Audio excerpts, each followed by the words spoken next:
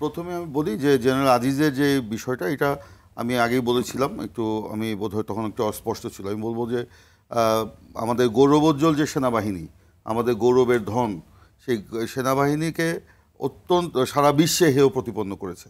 শুধু সেনাবাহিনী নয়, বাংলাদেশকে হেয় প্রতিপন্ন করেছে। কারণ একটা সেনাবাহিনীর প্রধান হয়ে তিনি যেসব কাজ করেছেন, এখন আপনি বলছেন যে তার দায় সরকার কেন নিবে? অবশ্যই সরকারকে নিতে হবে, কারণ এই আওয়ামী লীগ সরকারের পাহারা দেওয়ার জন্যই তো তাকে আজকে এই পরিস্থিতি তৈরি হয়েছে। আওয়ামী লীগ সরকারের পৃষ্ঠপোষকতায় এবং তার প্রচ্ছন্ন সহযোগিতায় তিনি এই দুর্নীতি এবং অপকর্মগুলি করেছে। যদি ধরেন যে তার ভাইদের আপনার মুক্ত করার ব্যাপারে, এইটা আওয়ামী লীগ সরকার কি এখানে দায়ী নয়?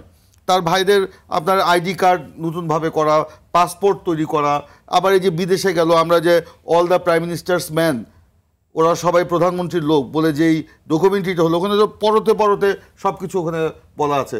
এটার জন্য কি আওয়ামী লীগ দায় এড়াতে পারবে? সরকার দায় এড়াতে পারবে? বাংলাদেশে এই আওয়ামী লীগের পৃষ্ঠপোষকতায় যারা পদায়ন হচ্ছে বা যেসব প্রশাসনিক কর্মকর্তারা এখানে থাকছে, কলিমুল্লাহ হয়তো বললেন যে সেখানে উনি বলেছিলেন যে আমরা কি অস্ত্র রেখেছি, মানে ব্যবহার না করবো না, তা ঠিক না। এটা কখন বলেছেন? রাজনৈতিক আন্দোলনকে দমন করার জন্য একজন সেনাবাহিনী প্রধান এ কথা বলতে পারে না।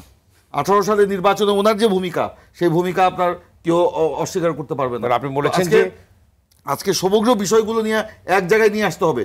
এই যে ডোনাল্ড রু বাংলাদেশে আসলেন, সেখানে প্রধানমন্ত্রীর বেসরকারি খাত বিষয়ক উপদেষ্টা বললেন র্যাবের স্যাংশন উঠে যাচ্ছে, পররাষ্ট্রমন্ত্রী বললেন জিএসপি ফেরত পাচ্ছে, আর আমেরিকার স্টেট ডিপার্টমেন্ট থেকে বলা হলো র্যাবের নিষেধাজ্ঞা উঠে যাওয়ার কোনো সুযোগ নাই বা কোনো বিষয় নাই। আর জিএসপির ব্যাপারে বললো এই নিয়ে তার কাছে নতুন কোনো তথ্য নাই, এটা উঠে যাওয়ার ব্যাপারে। তার মানে কি বাংলাদেশের সরকারের প্রধানমন্ত্রীর উপদেষ্টা, পররাষ্ট্রমন্ত্রী, ওনারা ডোনাল্ড রুর এই বক্তব্যকে টুইস্ট করে বা মিথ্যাচার করছেন? এটা কি ওনাদের কাছে নাই?